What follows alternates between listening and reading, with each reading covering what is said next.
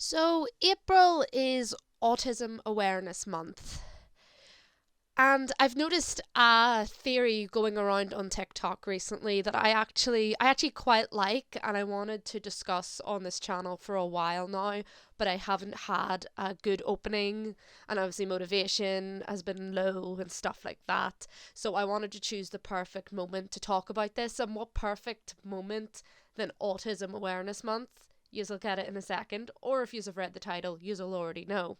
Before we get into the theory, I want to give a quick background on my own personal experience with autism. I was officially diagnosed with autism as an adult last year at the end of May at the age of 23.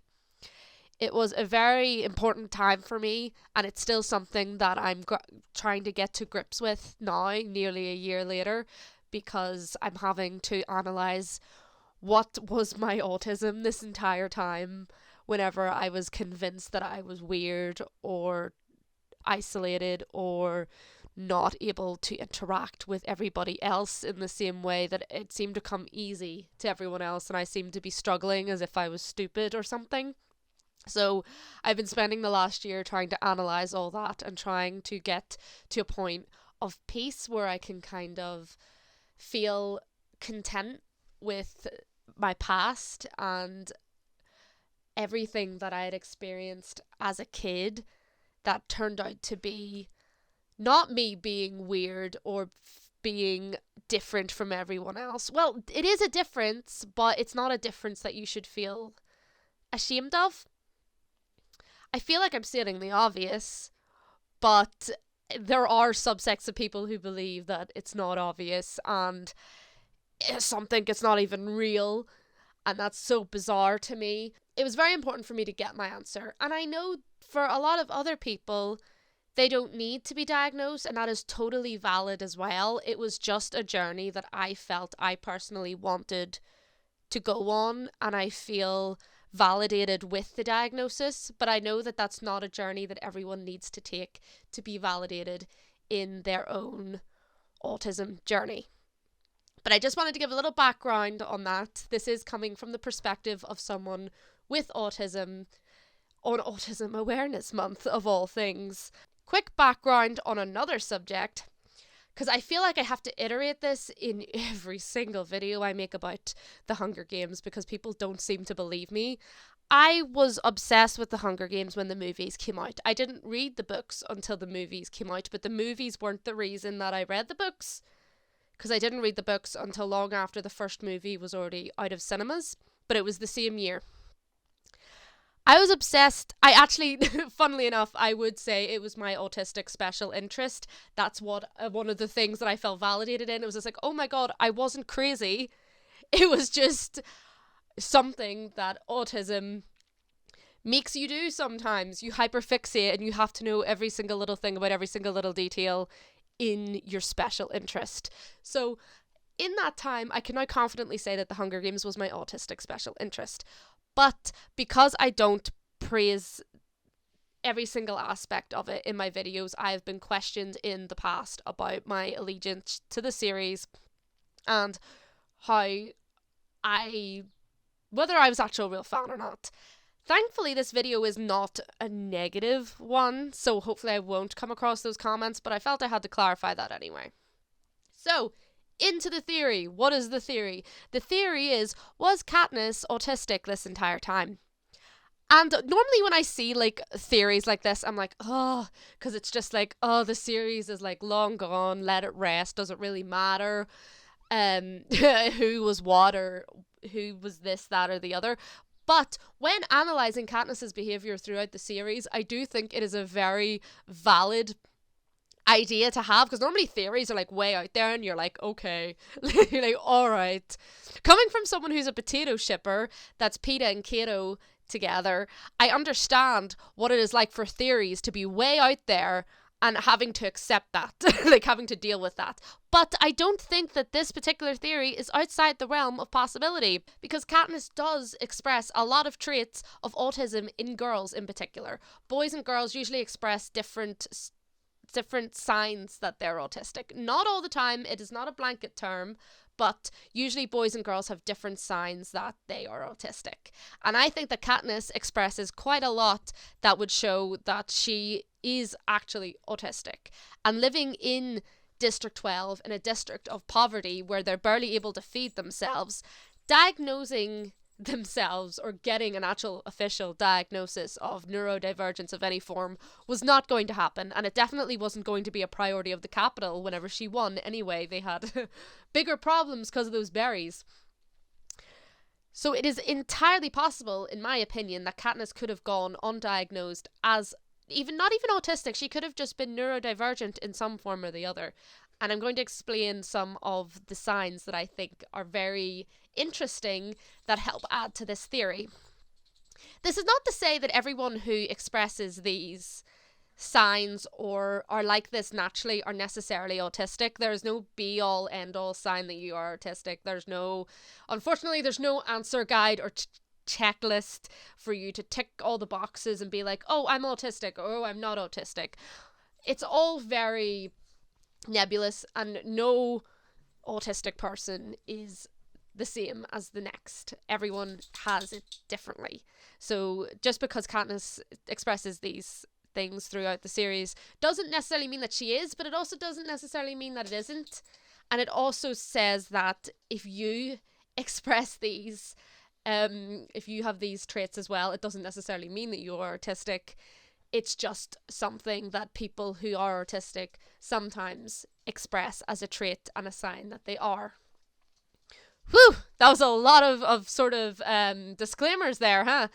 So throughout the series, Katniss is very isolated. Katniss has dedicated herself to her family and has dedicated her life to keeping them fed after the death of her father.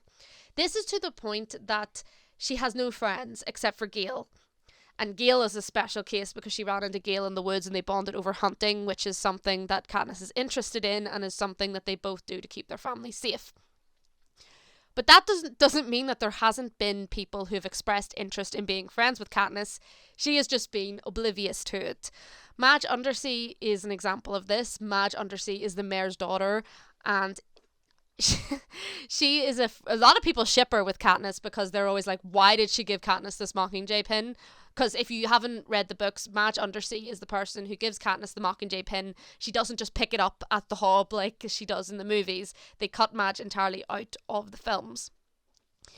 Madge is someone who has very clearly expressed an interest in having a friendship with Katniss in some form or another, but Katniss just doesn't see it that way. Like, it doesn't register to her because she is so focused on what she is doing and what her goal is. She doesn't think that people are interested in her in the same way she isn't interested in anyone else. So she doesn't have friends at school. I'm pretty sure, I can't remember if it's Madge or Deli, but she said that one of them sat beside her at the lunch table, but she never really understood why. They didn't really interact with each other, but they sat with each other at the lunch table, and you're like, don't you think that means that maybe they want to be friends? Like, just a bit, no? And it is, she has a social unawareness there that she just doesn't register other people's behaviours and how that can lead to her being like someone being like, hey, I'm kind of trying to hint that I want to be friends. You can't hint to someone who's autistic. Sometimes when someone is autistic, you just have to be flat out with them. Trust me, I know. I've had many sort of blonde moments because someone hasn't been specific with the details with me. Sometimes you just got to be flat out. Sometimes you just got to tell them exactly as it is. And I feel like that's how Katniss missed out on many friendships that she could have had because she just didn't think anything of it. It just didn't register to her. Peeta is also another big example of how Katniss has a bad social awareness, okay? Because Peeta has no qualms with hiding the fact that he likes her. Once he admits that he loves her or likes her during Caesar Flickerman's interview, he doesn't hide anything. He doesn't pretend anything. And Katniss doesn't get it. she doesn't understand. When they're in the arena and they're doing the whole star-crossed lovers act. She just keeps sitting thinking every time Peeta like spouts something out about like, oh, I used to watch you walk home from school every day. You sang the Valley song and all the birds went silent. Throughout the entire book, she's just sitting thinking in her head, oh my god, this guy is so good. Like, he is so good at acting, because I actually did sing the Valley song in primary school, and I did have my hair in two braids. But she doesn't see that as, this guy fancies you. She has a social, like, just blank guard in front of her eyes that is just hiding any kind of hint that this man actually likes her. And he says things like to Haymitch, like she doesn't understand the effect she can have. And she took that as an insult. She was like, what does that mean? Like, what do you mean by that? Because she didn't understand what he was trying to say.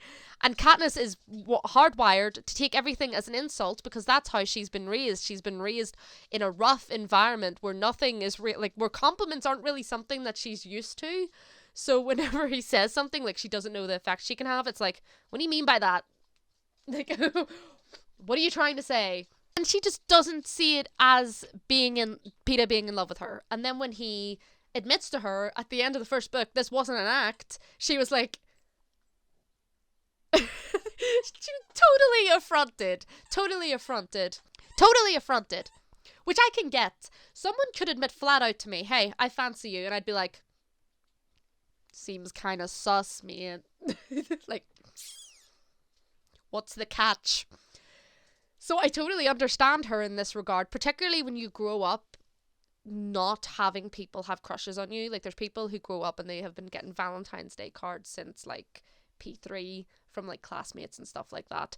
But when you grow up not used to that and not being kind of conventionally attractive and not being the people who kind of get attention in that way, when someone actually does approach you like that, you're like, you're joking me, right? Like, you're messing with me. Like, if you're messing with me, just admit it, okay? Like, you don't believe it. I still struggle, and I've been on a few dates. I've had a couple of relationships in the past now, and I still don't believe people when they tell me that they like me. I just don't get it. Katniss also has a hard time adjusting to the unfairness of her environment. She's known to deal with the poverty. She deals with the poverty of her family, and she does whatever she can to feed them. But whenever she is thrust into the spotlight, once she wins the games and she is forced to kind of see just how far the Capitol's reach goes and how unfair they actually are to everybody, she doesn't get it. She doesn't understand the unfairness of it all.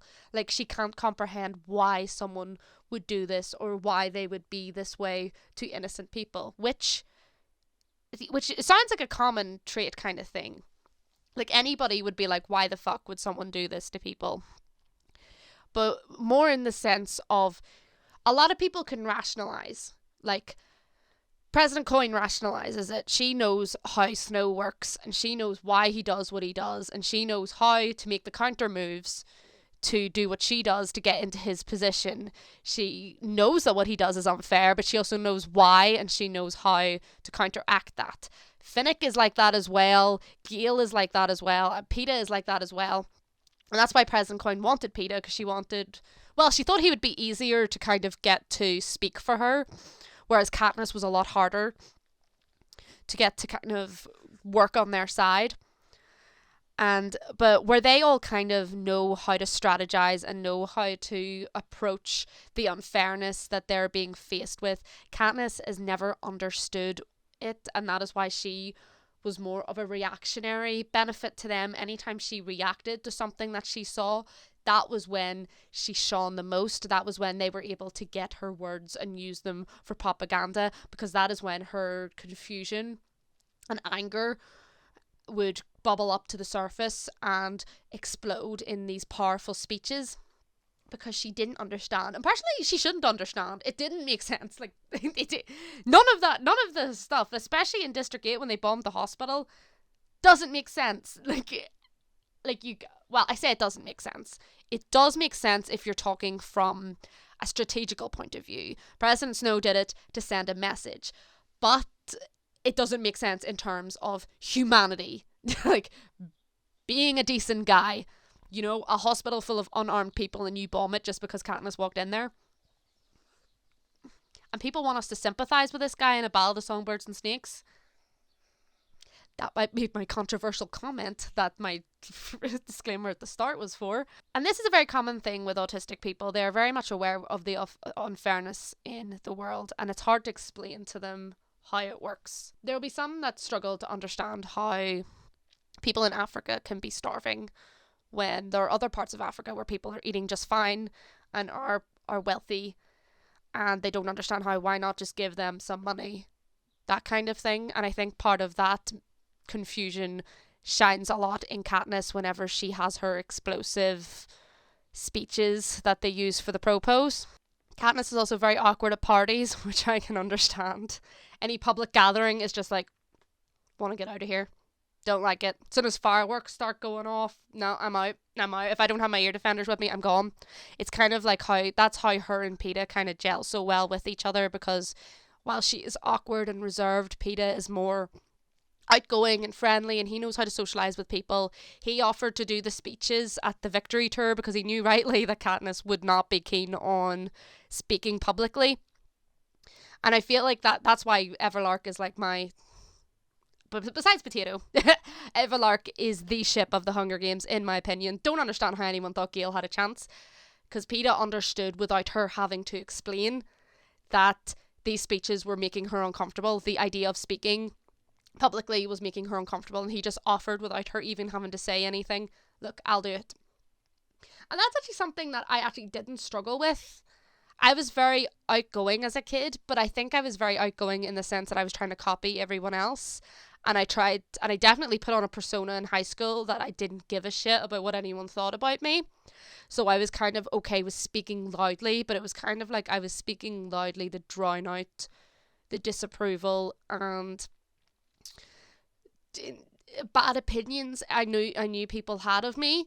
So I was kind of trying to speak louder to drown them out, kind of thing, if we're going to sound dramatic. So that's one thing that I can say I was all right with. But when I say public speaking, I mean like in front of my class. I can't say what I would be like if I was forced to speak in front of my entire village and talk about how great it was to win after killing 2 of their kids. So I can't speak on that terms. I don't think any of us really could. Those are just a couple examples of why I think that it is a very real possibility that Katniss could be autistic in the Hunger Games series.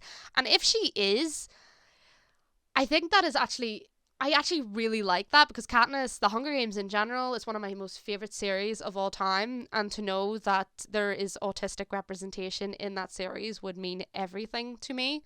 And especially after my recent diagnosis myself, could be why I related to Katniss so much. I don't know.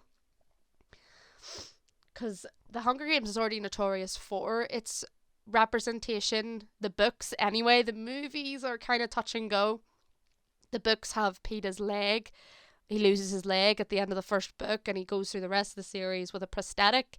And that was something I'd never experienced reading before. I'd never thought about the fact of someone losing their leg and then having to learn to cope with it, and the struggles that you can have with that, but still having the capability of going through the story and still being a massively loved character. And if Katniss is autistic, then that's just another facet to the amazing representation that the Hunger Games has. I'm not saying definitively that she is. We were just discussing in this video a couple of traits that people have been pointing out recently that kind of direct towards the idea that she is. Not making any definitive claims. Don't know if Suzanne Collins has ever made a definitive claim, but it is a theory that I think has weight, because you can throw out any kind of theory these days and people and give barely any evidence, and people will be like, oh my god, this is so true, and you're like, there's no evidence to that. Where are you getting this from? Do I have to talk about the Doctor Who theory that David Tennant didn't know that Billie Piper was coming back for Journey's End, and they surprised him with her on set, and that is his genuine reaction to seeing her? Because that theory pisses me off, because you don't understand how filming works, you don't understand how TV works. If you think that that is true, it's just not true. But people believe it, and I still see that theory cropping up everywhere. And where that theory is just stupid and can be easily debunked, I think that this one holds weight and has water and could actually stand on its own, because there are great examples there in the story, in Katniss's behaviour, that kind of direct towards the fact that she could be neurodivergent. And honestly, what's the harm in kind of headcanoning that she is? Like, it doesn't really, like, affect her behaviour. It doesn't affect anything that she does. It doesn't change her character in any way, because funny enough, autism doesn't change you in that way. It's just something you were born with, and it's just the way you are, funnily enough. Some controversial claims going on in the Aaron channel today.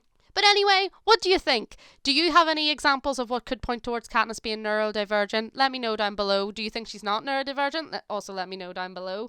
Like, comment, and subscribe. Check out my book in the description thing below. It's a Kindle exclusive now. It's free if you have Kindle Unlimited, so why not check it out? It's a free book. Don't do that if you don't want to, and I don't want you there if you don't want to be there. And remember, autism doesn't affect who you are as a person. It never did. It's something that's always been a part of you. Even though I was just diagnosed last year, it's always been there. It's just something that I've become aware of that's a part of me now. So don't treat anyone differently if you find out that they're autistic, okay? Yeah? Again, very controversial claims going on here. I know I'm so different in what I say, but sometimes the obvious needs saying, okay? So I'll see you next time, guys.